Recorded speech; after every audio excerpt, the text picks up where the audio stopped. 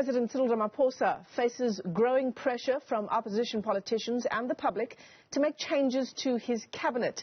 This has, of course, been fueled by the Special Investigating Unit report into Health Minister Dr. Zweli Mkhize's involvement in that Digital Vibes tender. There's also pressure for the President to make changes to security cluster ministers who were found wanting during last month's unrests. So what are some of the political implications for the continued delay, and how will a cabinet reshuffle impact him politically? Dr. Kagiso Pooe is a senior lecturer at Wits University's School of Governance. He joins us now for more on this story. Dr. Pooe, great to have you with us on the show this morning. Certainly, on the face of it, the reasons, in terms of public pressure, in terms of opposition party pressure, in terms of what unfolded in the country last month with the riots and unrest, and of course the SIU report into Dr. Zweli Mkhize. The reasons are there for the President to act. Well, they are there, and I think it makes total sense that people would ask for such. But I always assumed I approach it like this. I think people are asking the wrong question as to how you get to this reshuffle. I think the better question to really have been asking is, based on what the President has said when he first came in, that look, he wants to actually cut down on a number of these positions and a number of ministers. I think that's actually a better question to ask, because if it's about simply the functioning and how government is supposed to work, look, you didn't need a COVID-19 and you didn't need the riots that happened in the month of July to show you that government really does need its approach to change. And I've always argued that we need no more than 20 ministers, and we really do need to get rid of the whole post of a deputy minister. So I think if people are saying, listen, you want substantial change, I think that's a better way to go about it. But I understand why people, look, would always clamor for look, let's go for a cabinet reshuffle. But the key question I'd always ask, okay, you get a cabinet reshuffle as the former president did on a number of occasions. Did you get better performance is what I'd ask. The President does take his time in terms of making these kinds of decisions, certainly on the face of it.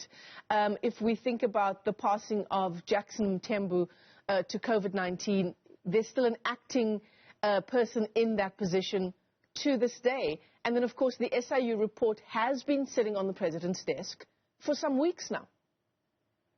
Yes, it would seem his way of, I think, always arriving at a decision is deliberation. Now, I think, as you said, the frustration, and maybe the frustration is either it's taking too long, or maybe we, as a public, we're not too wise about the long game. But either way, I think we've sort of got used to it, and I think there is room to critique why he takes so long when things are moving at such pace, especially as it relates to the health ministry, where I think it would help to have someone more permanent.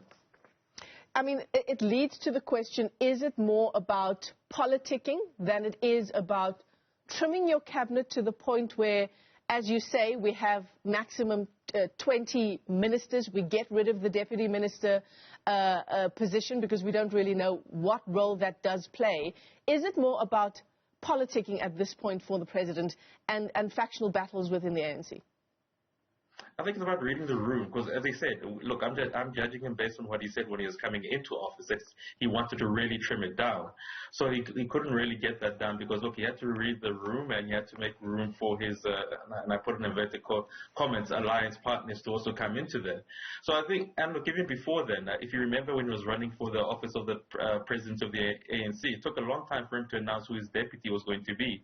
So this is his manner of doing things. But for me, I'm saying if you really wanted maximum return on your investment for changing something, he should really go for what he initially said he wanted to do, which is really trim it down to only a bare minimum of ministers you need.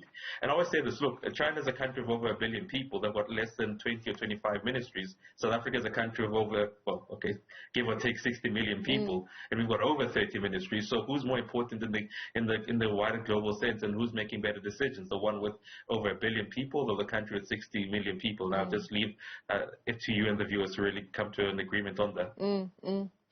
So then let's move on to the President at the State Capture Inquiry. 2 days set down for his testimony over the 11th and the 12th of August. We're told it'll focus on matters regarding his terms as both President and Deputy President of the country. Where do you reckon that line of questioning is going to take us? If you don't allow me, Michelle, for what to be a bit more flippant, is the state of capture still happening? I really just stopped paying attention to it a long time ago because, look, one might say it's a bit of ignorance on my side, and I and I'll probably own that. But I'm one of those people saying, listen, I really doubt we're going to hear anything we've not heard before. If anything, I'm like most South Africans. I want it to come to an end, and we want to see people actually go to jail for many of the things that were put forward there. Because, I mean, we've seen how he took the first one, which is he goes for maximum control. He doesn't give too much away. And I think that's what you're going to see more of the same in. Because what are you really going to quiz him on? That this is a man who, when he comes into any environment, he likes to take over the environment. So I really doubt we're going to see anything new. And look, it would be nice if people asked that, listen, I know you came up, or maybe people around you came up with the 10 wasted years, but were you not there for maybe 5 of them? Can you maybe give an account of them? So that would be nice, but I really doubt it's going to go into that way. Yeah.